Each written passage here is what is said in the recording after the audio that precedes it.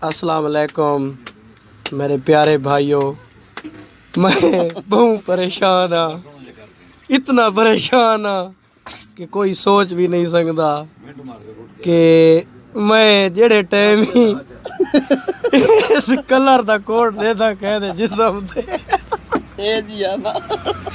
मैं मेरी खेल नहीं रुकती, समझ नहीं आती।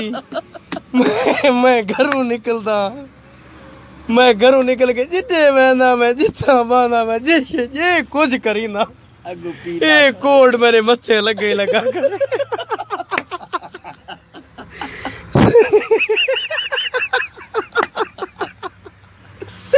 हर बंदा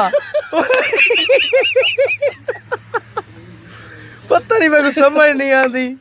मैं कोट पा के फेसबुक पे फोटो चिका करा दिए। मैं खेल खेल खेल मार पिया, मेरे फेफड़े दुख देवे, मेरे फेफड़े दर्द है, मैं को खंघ से नहीं लागे जेड़े दी सर्दियां आई हैं।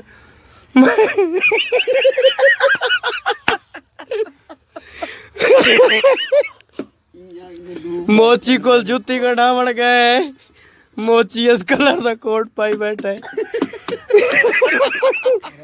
जुत्ती कढ़ा के उठे आए फिर लुके है भी अरे कल्लूर नदी से निट्ठा दे को रक्षी वाला भी टप्पा बैठा कोट पवा में जे को देते जे कुछ करी थे कोट मत्थे लगा खड़े। पता नहीं अल्लाह खिन्ने उन्हें लोगों को जेड़ा एक कल्लूर घेना दे ओए कलर में यहाँ को ओए इस कलर बगैर तो को कोई कलर नहीं लभदा। लेदर सस्ती थई आई कौन अगली गाल में